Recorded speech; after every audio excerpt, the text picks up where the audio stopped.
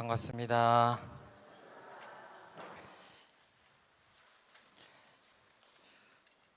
6.1 대제 때 이렇게 마음을 다 합쳐주시고 정성을 모아주셔가지고 평소보다 많은 분들이 와주셔가지고 행복했습니다. 그런데 5월, 6월 달에 이렇게 법회 참석률이 많이 올라갈 줄 알았더니 연휴와의 싸움이에요. 놀기가 너무 좋아. 날씨도 좋고 연휴도 그냥 연휴가 쭉 연달아 있으니까 소풍 가기 너무 좋은 그런 것 같습니다. 제가 유무념 하는 방법에 대해서 한번 알려드리고 팁을 하나 드리고 시작하려고 하는데요. 유념이라고 하는 거 뭐 할 때마다 이렇게 잘해야 되겠다 그래서 마음을 챙기고 하는 거잖아요. 이제 법회 오실 때는 이제 신입 교도님들이나 오신 지 얼마 안 된 분들을 위해서 제가 알려드리는 건데, 유념을 하실 때 금요일, 토요일 되면 법회 가야 되겠다, 일요일 날 아침 되면 지각하지 말아야 되겠다, 이렇게 유념을 하시는 게 맞을 것 같지만 어떻게 하시면 되냐면 그냥 한 번에 몰아서 하세요. 내가 이 생에 죽을 때는 그냥 죽을 때까지 일요일 날 아침 10시 반은 원남교당에 내 육신을 가져다 놓는다, 이렇게 하시면 뭐예요? 몇 건이에요? 평생 한 건이에요. 한 건. 그러니까 할 때마다 하시면 힘드시니까 한 번만 하세요. 어떻게? 그냥 일요일 날은 뚝 잘라서 못을 탁 박아 놓으세요. 최종품 교무도 오늘 아침 일어나가지고 아이고 교무를 할까 말까 힘든데 좀 게으름을 필까 말까, 뭐 교도님들이 이런 거 저런 거 하는데 꼭 교무가 해야 되나 막 이렇게 갈등하고, 그때마다 유념을 하면 얼마나 힘들겠어요. 저는 그래서 그냥 한 건으로 한 거예요. 어떻게? 이번 생은 그냥 교무로 쭉 간다. 한 건이에요. 한 건.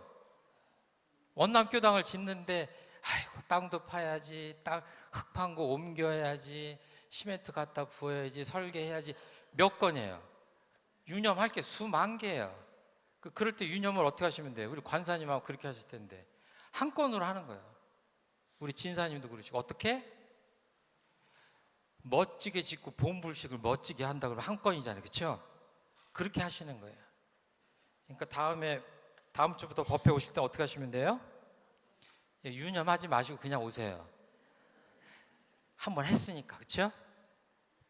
가자 말자, 오늘 비가 오니까 핑계를 댈까 말까 이러지 마시고 정말로 사정이 있을 때만 그때 유념하세요. 아, 정말 이거는 가정의 평화를 위해서 내가 오늘은 피치 못하게 결석을 해야 될까? 이럴 때만 오히려 유념을 하시고 평소에는 유념하지 마세요. 그냥. 예? 그게 우리 교법으로 따지면 특신급 정도의 공부예요. 그거 지나가신 분들이 그러고 있으면 뭐예요? 그 특신급을 졸업을 안 하신 거예요. 그러니까 간단 명료해야 돼요. 자, 오늘 그냥 소소한 마음의 자유라는 제목으로 소소한 이야기를 드릴 테니까 그냥 편하게 들어주시면 좋겠습니다. 이 세상이요, 마음으로 가득해 있어요. 이 세상은 마음으로 꽉 차 있습니다. 지금 이 법당만 해도 여러분들의 마음이 촘촘하게 꽉 차 있어요. 하나의 마음이 아니라 아주 다양한 마음들이 이렇게 가득해 있죠.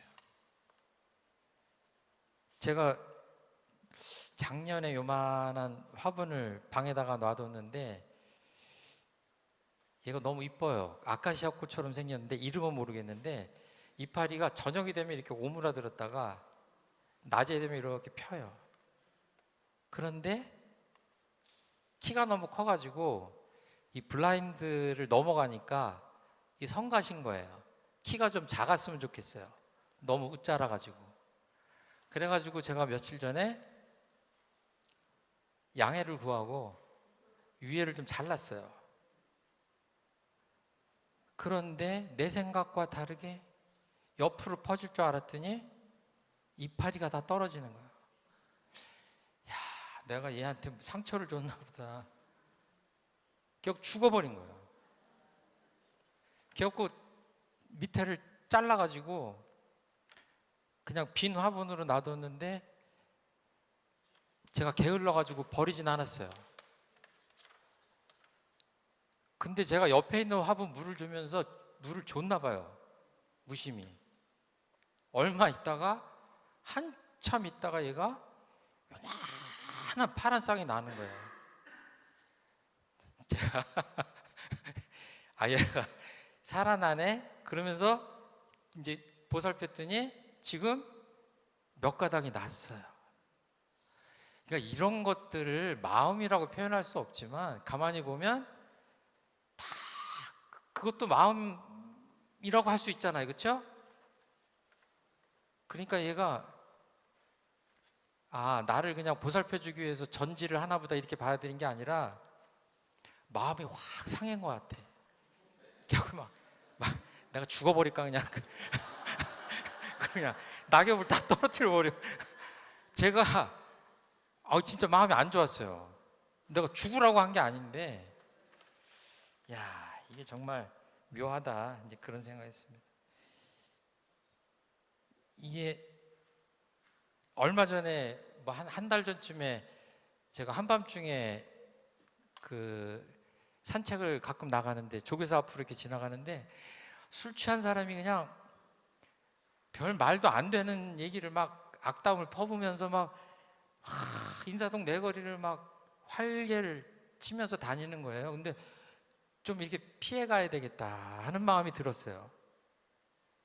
그때 그 수많은 사람들, 주변에 있는 사람들 마음 보니까 제가 그 사람들 마음을 열어보지 않아도 꼭 제 마음 같을 것 같더라고요. 저 사람을 어떻게 피해갈까. 그래가지고 제가 빙 돌아가는데 묘하게 그 사람이 저를 따라와가지고 정말로 저 뽀뽀할 정도로 이 귀에다가 소리를 팍 질리는 거예요. 그 깜짝 놀라면서 제가 할 수 없이 이렇게 밀었어요. 넘어지진 않았는데 확 밀었어요. 나중에 생각해 보니까 제가 수십 년 동안 사람을 밀어본 적은 수십 년 걸린 것 같아요.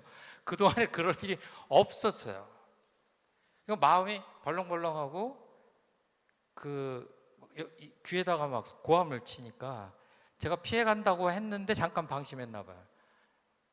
그 사람도 저한테 달려들진 않고 상황이 마무리가 됐는데 조금 지나가더니 또 소리를 지르면서 어딘가로 갔어요. 그분 지금 어디서 소리를 지르고 있을지 모르겠어요. 그때 제가 계속 마음을 보면서 이 요란한 마음, 화나고 좀 당황스럽고 미운 마음이 언제까지 가나 그러면서 우리 저 시민선방 저기 정독도서관 쪽으로 이렇게 가는데 가만히 보니까 한 100m쯤 가니까 뭐 완전히는 아니지만 다 웬만큼 그 감정이 녹아드는 거를 좀 느꼈어요.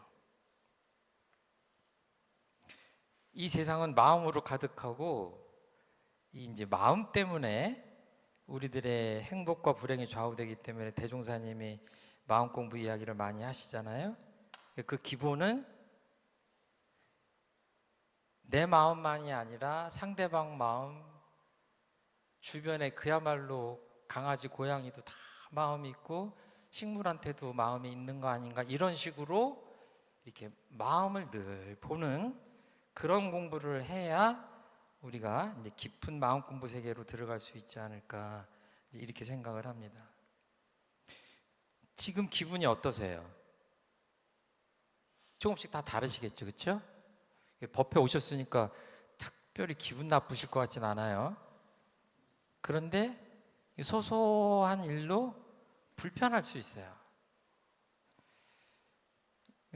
이렇게 지금 알아차리셔야 돼요. 제가 소소하다고 자꾸 표현을 하는 게 아침에 일어날 때 괜히 기분이 찌뿌드드해요. 밥 먹을 때도 좀 더 맛있는 반찬 좀 해주지. 그 반찬에 그 나물이네. 기분이 좀 안 좋아. 안 좋다고 말은 안 하지만 안 좋아. 그리고 엘리베이터를 탔는데 이 젊은 것이 나한테 인사도 안 해. 같은 층에 살면 좀 인사 좀 하지. 이 소소한 기분 나쁨이 쌓여서 오늘 하루가 이렇게 쭉 가면 오늘이 어떤 날이에요? 기분 안 좋은 날이에요. 근데 그 기분 안 좋은 날이 좀 잦아요. 기분 안 좋은 게 쌓이면 그 인생이 어떻게 돼요? 기분 안 좋은 인생이에요. 그러니까 지금 내 마음을 잘 봐가지고 뭔가 불편하고 기분이 안 좋고 마음이 좀 불편하다 그러면 뭐예요? 지금 당장 비우고 불편하면 편안하게 할 수 있고 다 되거든요. 그거 하려고 우리가 마음 공부하는 거 아니에요. 그러니까 그 소소한 것들에 밀리시면 안 돼요. 이소성대는 천리의 원칙이라고 대종사님이 그랬거든요. 자그마한 마음의 불편함이나 기분 나쁨이나 뭐 이런 것들에 양보하지 마시고 그런 마음들을 잘 다스려가는 일상이 돼야 되겠다 하는 말씀을 드립니다. 그리고 기분이 좋지 않다 그럴 때 보면 꼭 무엇이 있어요? 누가 있어요? 숙타원님 때문에 내가 기분이 안 좋아. 누구 때문에? 옛날에 제가 그랬잖아요. 여기 길사님 나와서 저 때리라고 그랬잖아요. 얘가 나를 때려. 근데 한 발짝만 옆으로 가면 나를 못 때린다고 그랬잖아요. 그렇죠? 내가 어떻게 하느냐에 따라 경계는 무력해져요. 저 사람 때문에 그런 게 아니에요. 피해갈 수 있어요. 예, 그렇게 이제 밥 먹으러 이제 몇 사람이 모여서 식당을 가잖아요. 그때도 그게 아무런 경계가 없을 것 같지만 소소한 경계들이 있어요. 아니 나는 짬뽕 먹고 싶은데 정타원님이 그냥 여기 짬뽕은 하나니까 짜장으로 통일합시다 그러면 나는 뭐 무시받은 것 같잖아요. 그렇죠? 그리고 어느 카페를 가는데 5명이 가는데 나는 꼭 A라는 카페를 가고 싶어. 근데 4명이 B라는 카페로 가는 거예요. 결국 제가 앉아가지고 아이고 A 카페가 깨끗하고 좋은데 조금 있다 A 카페는 서빙하는 총각도 이쁜데 원두 커피가 A 카페가 훨씬 나은데 이러고 있으면 뭐예요? 그게 기분 나쁜 카페예요. 그런 것들이 쌓이면 기분 나쁜 일생이 되는 거예요. 그때 조금만 챙기면 되잖아요. 근데 이거 거창하게 얘기하면 그게 무시선 무처선이에요. 그 A 카페를 굳이 그렇게 기억할 필요가 있어요? 다음에 가면 되지. 그잖아요? A 카페가 그렇게 좋으면 다음에 가면 되잖아요. 그렇죠? 그리고 4명을 꼬셔가지고 다음에 같이 가자고 하면 되잖아요. 그렇죠? 예. 그러니까 그렇게 소소한 것들에서 좀 이렇게 자유로울 수 있어야 됩니다. 그 걸리시면 안 돼요. 자, 특급 호텔로 여행을 갔어요. 돈을 많이 주고 숙박비를 냈는데 뭐 딱정벌레 한 마리 죽어가지고 이렇게 딱 있어요. 그럼 어때요? 3박 4일 여행 갔는데 어떻게 해야 돼요? 프런트에 얘기해가지고 한번 뒤집어 버려? 이 호텔에 한번 본때를 보여줄까요 말까요? 이게 옳고 그름의 문제가 아니라 잘못하면 그 3박 4일을 또 망칠 수도 있어요.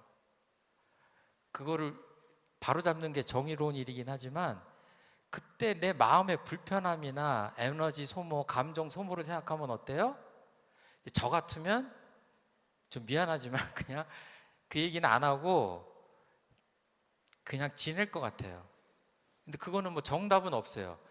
우리 교도님들 하시고 싶은 대로 하시면 돼요. 그런데 만약에 3박 4일을 지내면서 그 벌레 때문에 계속 마음이 불편하다 그러면 뭐예요? 벌레 한 마리한테 지금 제가 지는 거 아니에요. 마음이 자유롭지 못한 거 아니에요. 그렇죠? 밥을 먹는데도 내 옆에 내가 좀 싫은 사람이 앉는다 그러면 마음이 불편해요. 맨 처음에 좀 서먹서먹해도 이왕 앉은 김에 안부도 묻고 이런저런 얘기를 스몰 토크를 하다 보면 저렇게 무뚝뚝한 사람이 다정한 사람이었네. 그 다음에 만나면 어떻게 돼요? 그 마음의 장벽이 사라져서 따뜻한 미소를 건네는 그런 인연으로 바뀔 수 있잖아요. 제가 그 회보에 글을 썼는데 아주 소소한 내용이에요. 별로 맛없는 음식도 잘 먹을 수 있나요? 만나기 싫은 사람도 잘 만날 수 있나요? 쉽지 않죠? 듣기 싫은 이야기를 잘 들을 수 있나요? 하고 싶은 이야기를 잘 참을 수 있나요? 이게 쉽지 않습니다.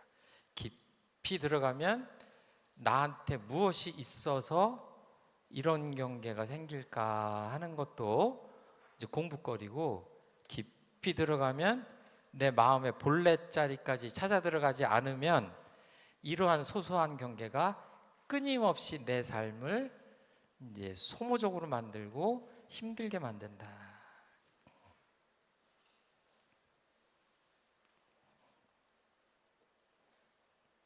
저는 참고로 저하고 뭐 어디 식당을 가시잖아요.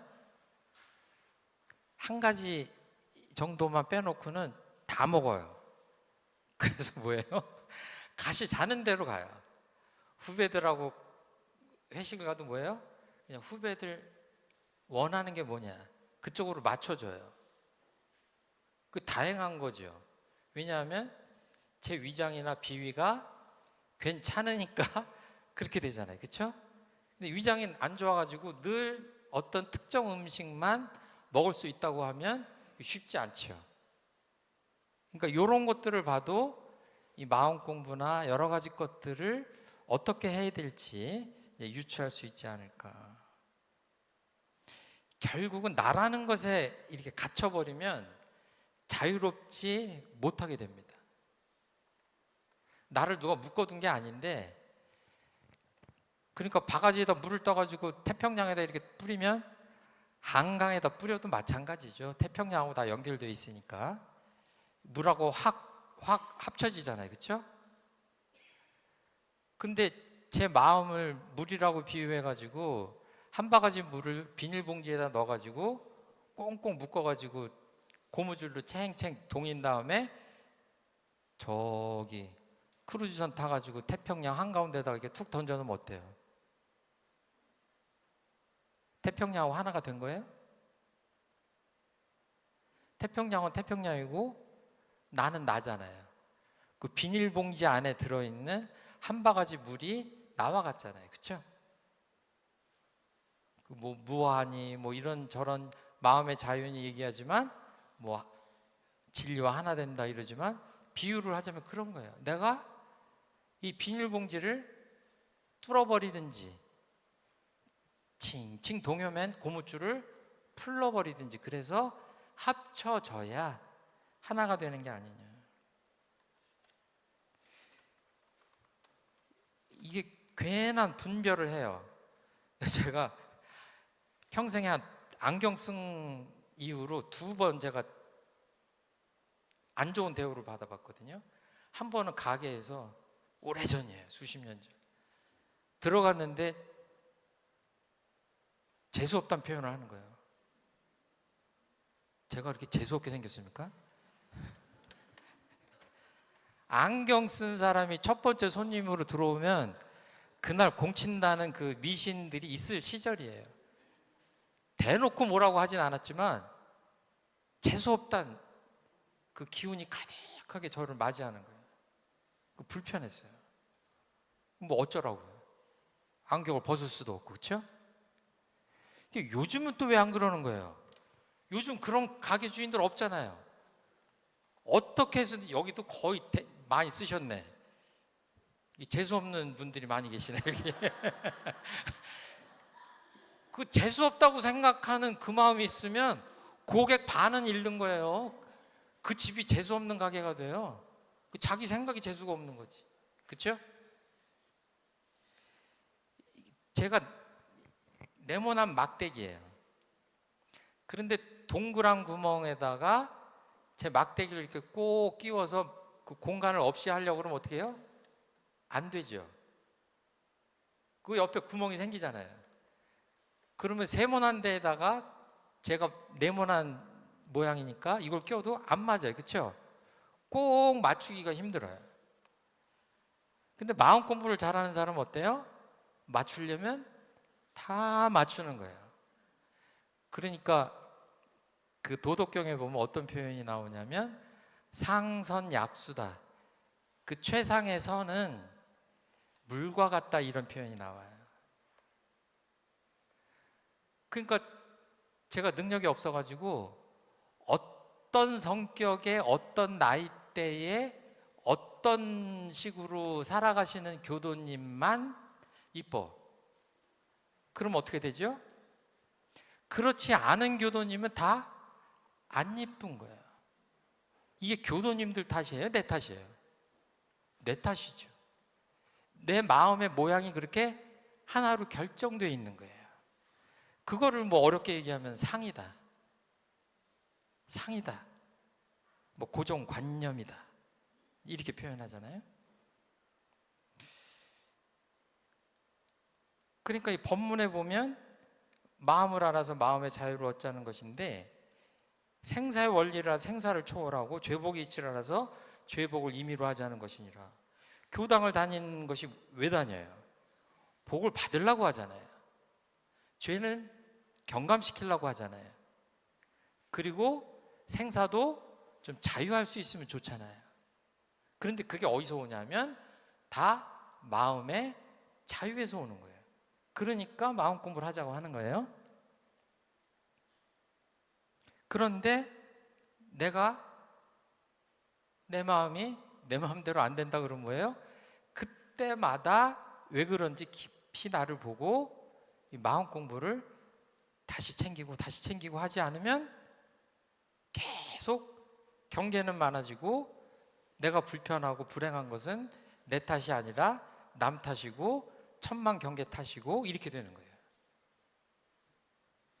소태산 대종사님이 살으셨던 시대는 정말로 제가 상상하기 어려운, 정말 답답하고 생각하기만 해도 고통스럽고 불행했을 것 같은 시대였던 것 같아요.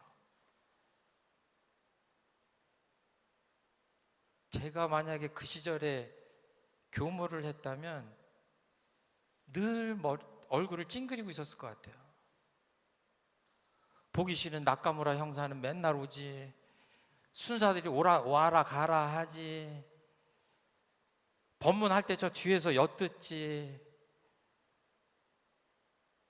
황도불교로 하자고 맨날 뭐라고 하지, 천황한테 가서 머리 조아리자고 하지. 대종사님 대종경 보면 뭐예요? 그렇게 힘들게 제자분들과 정관평을 했더니 어떤 부자가 와서 뺏어가려고 그러잖아요. 얼마나 기분이 안 좋으셨겠어요. 순사가 오라 가라 하죠. 얼마나 기분이 안 좋고 불행하셨겠어요.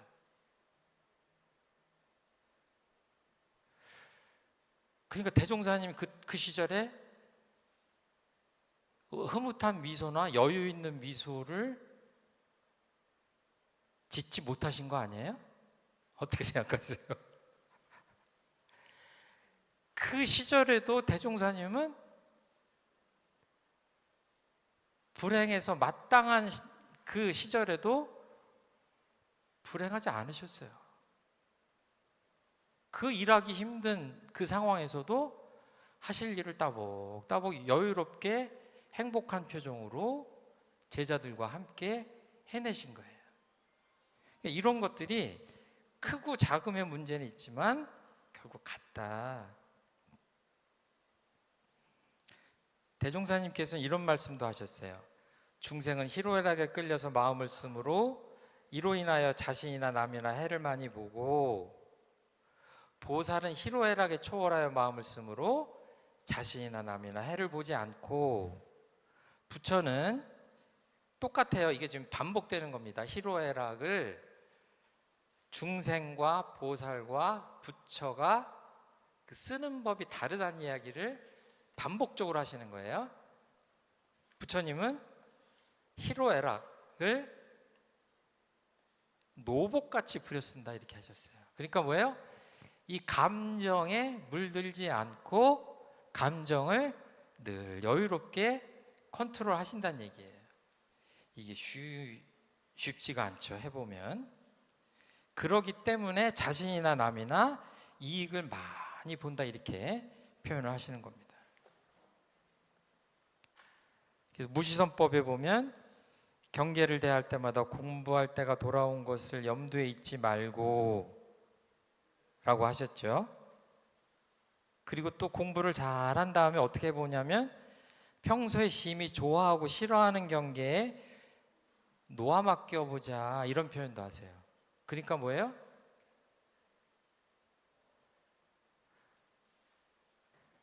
어떤 사람을 봤는데 1년 전에도 그 사람을 보면 불편하고, 몇 달 전에도 불편하고, 어제도 불편하고, 오늘도 불편하면 그동안 나는 뭐 한 거예요? 그 사람은 차치하고 나는 뭐 한 거예요? 내 공부가 한 거죠. 그 자리에 있는 거죠. 그렇죠? 여기 계신 분들 세월이 가시고 다 이렇게 연세 많으신 분도 있고 젊은 분들도 계시긴 하지만 아무튼 세월이 쭉 가고 있는데 어떻게 세상을 보면서 느끼세요? 그 지나가는 꼬맹이들 보면 제가 어렸을 때 그 꼬맹이를 보는 것과 이렇게 할아버지가 돼서 보는 게 같아요, 달라요? 달라요. 우리나라가 잘 살게 돼서 다 그 꼬맹이들이 다 이쁘게 태어나서 그런지 모르겠는데 옛날보다 훨씬 더 이쁘게 보여요. 제가 보기에는 그 어린아이들의 문제도 있지만 변화도 있지만 나이가 들면 들수록 이렇게 보는 그 사랑의 마음이 깊어져서 그렇지 않을까 합니다. 일체법을 행하되 걸리고 막히는 바가 없고 진세에 처하되 항상 백천삼매를 얻을지라 다 제호의 일미를 이루리니 이것이 이른바 불이문이라. 그러니까 나라는 분별을 지으면 그 분별이 38성 같이 경계를 만들어요. 경계를 만들어서 저쪽은 나쁘고 이쪽은 좋다라고 하는 주착심이 생겨요. 그 주착심이 생기면 부자유가 생겨요.